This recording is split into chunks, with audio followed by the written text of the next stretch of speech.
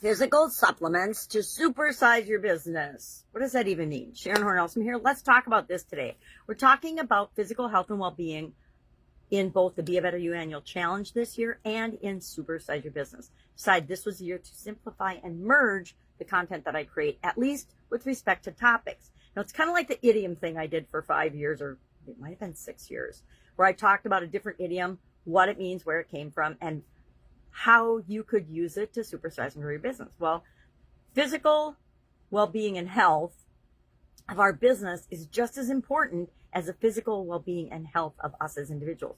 It applies to our culture. It applies to the physical aspects of our business, because most of our businesses, actually all of our businesses, even if it's just us, that's a physical aspect. But wherever we happen to be working, if it's the local coffee shop, what if that coffee shop goes out of business? Where are you going to do your business, your laptop life business?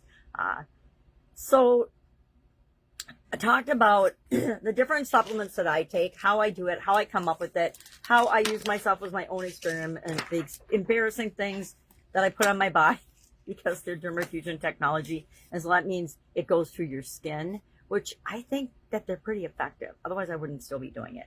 So physically, we need to take care of ourselves, and we need to encourage the people by setting a good example in our organization to take care of themselves. If our food sources and food supply supplied all the needs that we have nutritionally, that'd be awesome, but they don't. And a lot of times our lifestyle choices, our decisions to eat in restaurants and things that are about efficiency and speed, not about nutrition. So we have different goals, right? We just want to eat something because we got to eat 3 times a day or so. And they serve it up, we eat it, but it might not be good for us. It might just satisfy that hunger, but it doesn't really give us the nutrition that we need. Topic for another day, right? I would be curious what you do personally, though. Could share that in the comments below. Now, what about our businesses? What does supplementing physically in our business mean? It means having insurance.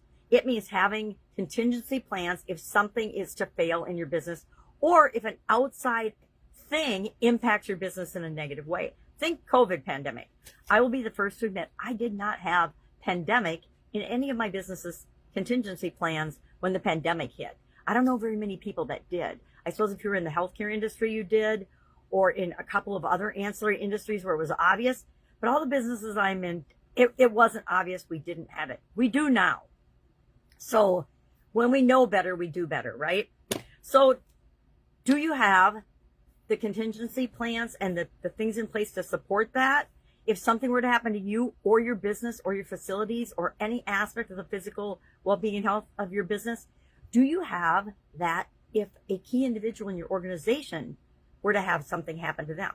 We live in a world where the unexpected happens all the time. And instead of preparing for the unexpected, we just get surprised and then have to wing it at the last minute. I contend that if you want to supersize and grow your business, you don't want to have things like that in your life, or especially in your business. So have systems in place. It's why I'm such an avid believer in documentation and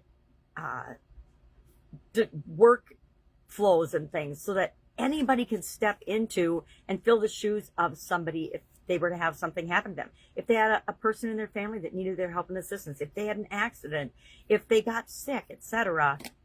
We want to make sure that our whole business doesn't come to a grinding halt because one key person isn't there. Now, I'm going to tell a quick story about this because it just happened to my nephew. My nephew just started a new job, and he is implementing AI for the company that he's working in. And he took a day off. He's like, all right, I've been working here a couple months. I need to take a day off.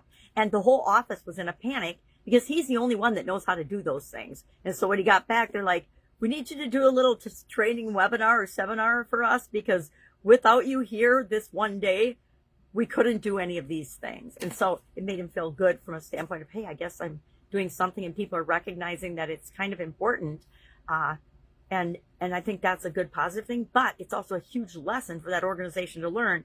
Hey, if you're implementing a key thing, you better make sure part of the implementation is getting other people on board and trained so that they aren't at a standstill or a stop because one individual is missing. That was just a good reminder of that for me. So, second question today is, how are you supporting and supplementing the physical area and aspects of your organization? How are you physically supporting the culture? How are you covering yourself in case of emergency?